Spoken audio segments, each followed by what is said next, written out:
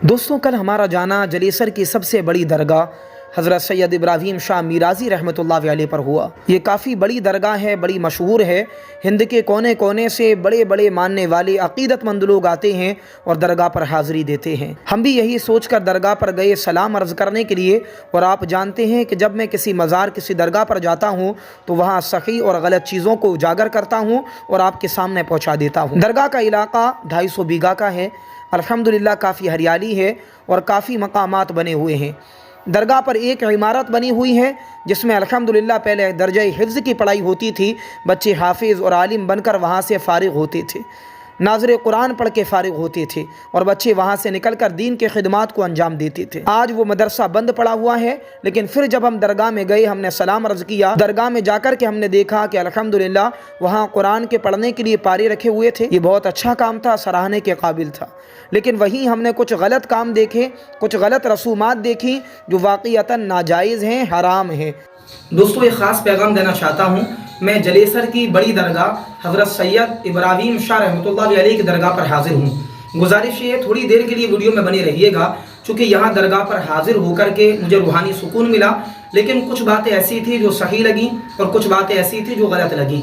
तो जो गलत बातें हैं मैं उससे आपको आगाह करना चाहता हूँ, ताकि आप भी किसी अल्लाह के वली रहमतुल्लाह अलैह की दरगाह पर अगर जाएँ तो ऐसा गलत काम ना करें। देखिए, मज़ारात पर या किसी कब्र वली पर, किसी वली की कब्र पर आप अगर फूल वगैरह गुलाब वगैरह चढ़ाते हैं तो इसमें कोई हर्ज नहीं है, कोई खुराफात नहीं है, आप चढ़ा सकते हैं। और अगर चादर नहीं है तो चादर भी चढ़ा सकते हैं।